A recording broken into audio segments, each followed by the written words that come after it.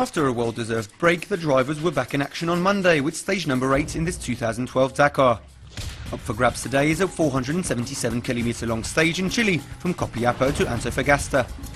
Along the way, the contestants will face a fesh zone with extremely fine sand comparable to flour. In the motorbike's overall standings, Cyril Desprez is in the lead, but has to be wary of rival Marc Coma, who trails under 8 minutes behind. Meanwhile, another Frenchman is ahead of the pack in the car category, with Stéphane Petterancel on board his Mini Countryman. The motorbikes are the first ones to leave the bivouac on Monday, without Chaleco Lopez, the Chilean having been forced to retire on Saturday. First one on the road, Marc Coma makes a navigational mistake and is found trailing a minute adrift of Cyril Desprez. But the turning point in this stage takes place after 11 kilometres. The Spaniard manages to avoid a muddy Rio, while Desprez and Paulo Gonçalves are left stranded. Both men remain stuck for a while and will need more than 10 minutes to get back on the road. In the meantime, Marc Coma makes the most of his rival's misfortunes and storms ahead to put the stage win beyond doubt. In the end, the title holder claims the win in Antofagasta, his 20th stage win on the Dakar. Portugal's Ruben Faria and Spain's Joan Barreda Bort finish in second and third respectively. So all in all, a great day for Coma.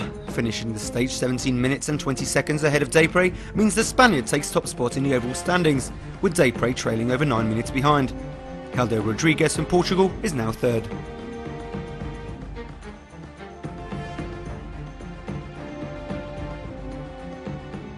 In the car category, Nasser Al-Attiyah and Robbie Gordon on board their Hummers are the first ones to take off.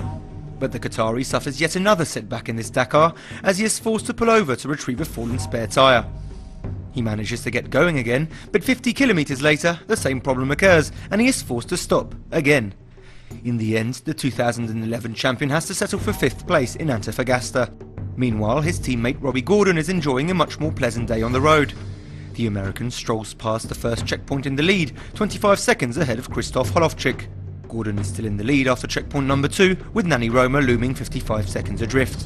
But despite his excellent start, Gordon finally has to settle for 2nd place in Antofagasta, only 5 seconds adrift of the stage winner. A Mini driver, and not the one you could expect. Indeed, Stéphane Petterancel didn't take any risks on Monday, in order to protect his lead in the overall standings. 4th at the end of the stage, the Frenchman is still on top of the Dakar. Second after checkpoint number 1, Krzysztof Holowczyk lost precious time in the latest stage of the race and had to settle for 3rd place, with a time of 4 hours 27 minutes and 48 seconds. In the end, the stage win was claimed by Nani Roma. The Spaniard was impeccable in the final segment of the stage and pipped Gordon to the win in the final kilometres. Now 4th in the overall standings, only 12 minutes and 27 seconds adrift of Petterancel, the Mini driver is still in contention for the final win.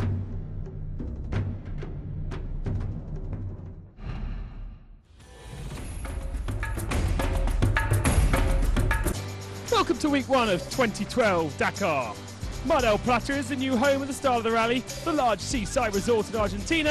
It's 400 kilometers south of Buenos Aires and enjoying a chilled young vibe in the summer sun. New Dakar, same continent but different course for 2012. Instead of a loop, the race will go from the eastern coast of Argentina to the Pacific coast of Peru. Peru will be the 27th country travelled through by the Dakar. It'll be the first time we go to Lima, the capital. 4 very technical stages, very difficult indeed. Not especially long, but really difficult. And I guess in the spirit of the Dakar, with lots of sand, dunes and navigation. It's what we all love. And there is the route from Mar del Plata up to Lima.